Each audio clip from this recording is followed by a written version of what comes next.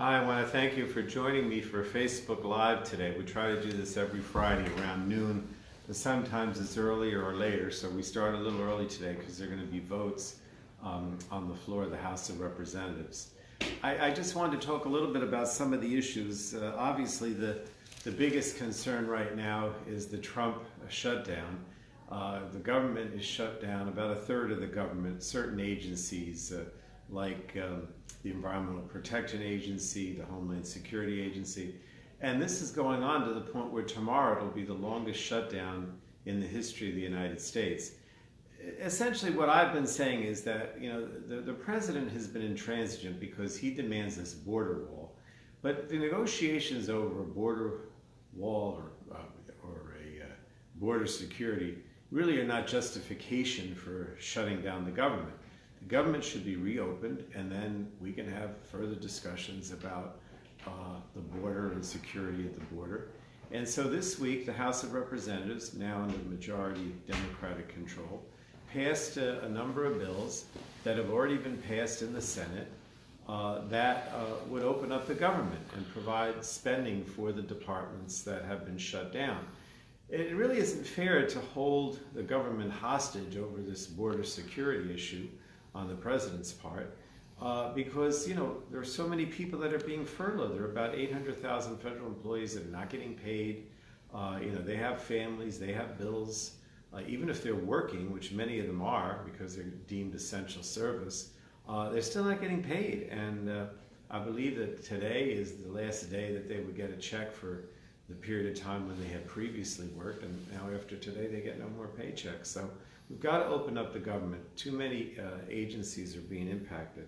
I was on the floor yesterday just giving an example with regard to the Food and Drug Administration, because within the Energy and Commerce Committee that I now chair, there are many health and environmental functions that have been shut down. So with regard to the FDA, which is the Food and Drug Administration, they have jurisdiction over prescription drugs, food safety, and those functions now are essentially shut down. No new applications for any kind of prescription drugs are being processed.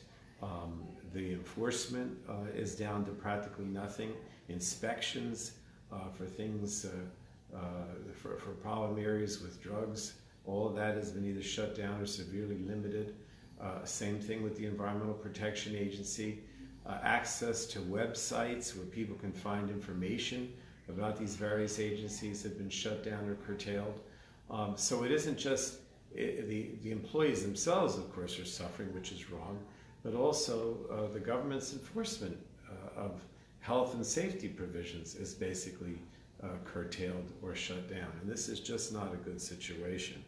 The other thing I did want to mention that we did this week is on Wednesday, we filed, meaning the House of Representatives filed to join against this action that was taken by a federal judge in Texas to basically repeal or eliminate the Affordable Care Act, or Obamacare. The judge basically said that Obamacare, or the Affordable Care Act, was unconstitutional because of the Republican tax bill that was passed. And I think the judge is totally wrong constitutionally. The Supreme Court has already ruled that, in fact, the Affordable Care Act is constitutional, but this is going to have to wind its way through the courts. No action is being taken now to eliminate the Affordable Care Act, but it's just another example of the Trump administration and Republican attorney generals in some of the red states that are trying to undermine and sabotage or repeal the Affordable Care Act. And understand that if the Affordable Care Act is repealed, that all of the non-discriminatory, all of the practices to protect people against discrimination because of pre-existing conditions, or some of the discriminatory practices that took place in the past where you could rescind someone's health insurance or limit their health insurance to 1 year or cap their health insurance. All these things would go back into place, and we don't want that to happen. So the House Democrats have joined against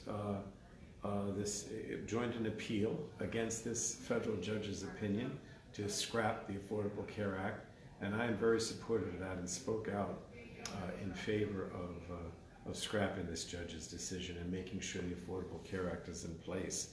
I don't know if we have any questions. Otherwise, Anton, we could talk a little bit about the Coast Act. Did you get any questions? Yeah, we've just got a few people commenting on here agreeing with you that it's time to open up the government and the Senate needs to act on the bills the way the House has on these individual agencies and departments. But yeah, why don't you talk about the Coast Act? Well, I mean, I do want to stress this again, though. You know, I think that the president was down in Texas yesterday near the border, and he keeps talking in his speech Wednesday night, I guess it was Tuesday, right, was all, suggesting that this is a crisis and a national emergency. We're worried now he's going to declare a national emergency and say he can build this wall without funding from Congress.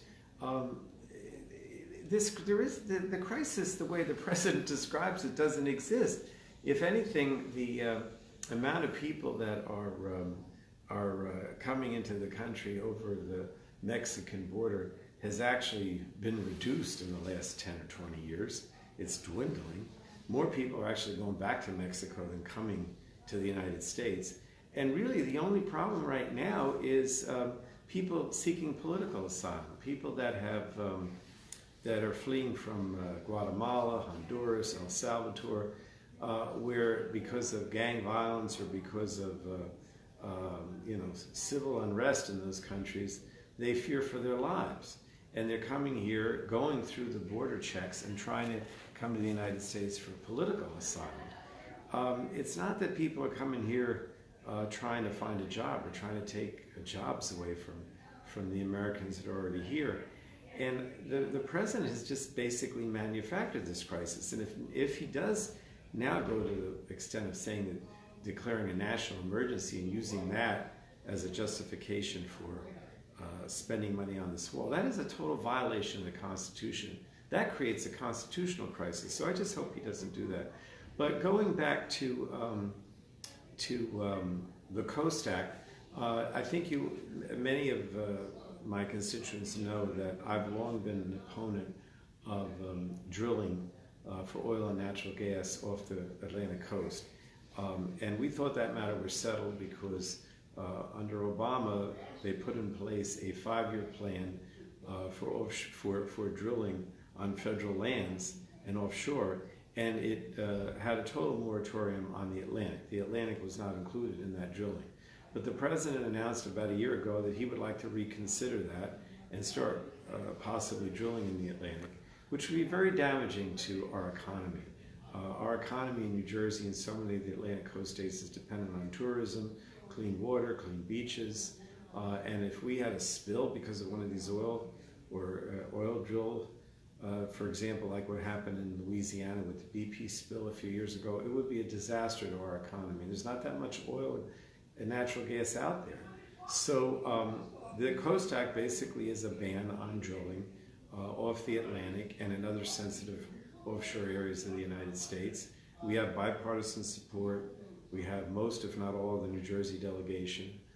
And we are trying to make the point that this drilling is not good for the state, not good for the coastal states along the Atlantic, and just doesn't make sense. So I just wanted to mention that. And I know we need to start to wrap up. We did get one comment from Frank Burke who was saying that we could use instead of using $5 billion for the wall, we should be using that for the Gateway Tunnel. And I know that's something you've also been very supportive of. Well, this is true. I mean, look, what the president is saying, I mean, he hasn't said it yet, hopefully he doesn't, but he's suggesting that he would declare a national emergency and then take money from the Army Corps projects, from the Defense Department, I mean, again, even from the funds that have been dedicated to natural disasters. And there's no reason to believe that this wall would even be effective in keeping anybody from coming into the U.S. illegally. And now we're going to take money from, natural disaster relief, from Army Corps projects that are important for flood control, or from Defense Department needs that are legitimate. I mean, it just makes no sense. But thank you for mentioning that.